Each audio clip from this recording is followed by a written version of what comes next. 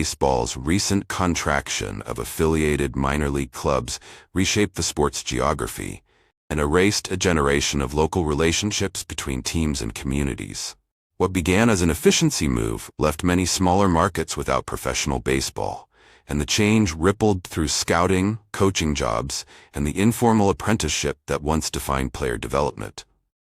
This essay outlines how smaller cities and development pathways suffered, and considers what the future talent pipeline might look like.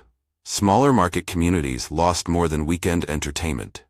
They lost developmental ecosystems that fed talent into the majors.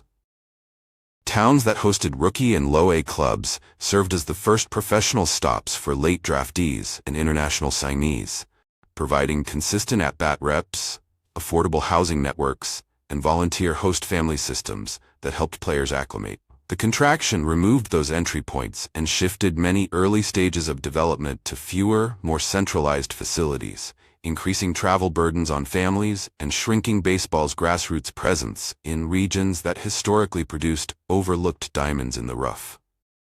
Player development paths themselves grew narrower and more transactional.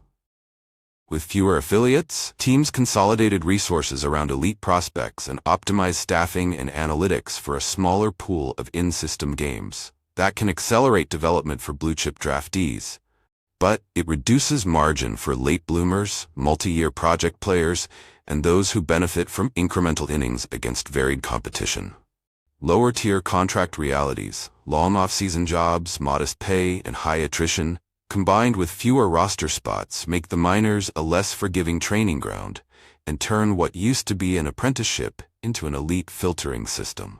The talent pipeline consequences are structural and long-term. Baseball risks shrinking its scouting footprint and homogenizing skill sets as clubs concentrate coaching philosophies and biometric testing at centralized sites. Conversely, the industry may spur alternative routes. Independent leagues, collegiate summer circuits, and international academies could expand as de facto feeders, while teams increase investment in developmental academies, extended spring programs, and technology-driven remote coaching. Those shifts will change who gets noticed and how late developers prove themselves, replacing locality-based opportunity with resource-driven access. If Major League Baseball wants a healthy, diverse pipeline, it must balance efficiency with accessibility. Practical steps include reinvesting in community-level programs, subsidizing travel and housing for low-A assignments, partnering with independent leagues as formal affiliates, and expanding scouting budgets that prioritize regionally dispersed talent. Without deliberate policy to preserve entry points, the sport will become more top-heavy and less resilient to the inevitable quirks of human development that produce tomorrow's stars. The future of baseball's talent pipeline hinges on whether stakeholders treat development as a broad ecosystem to nurture or merely a cost center to optimize.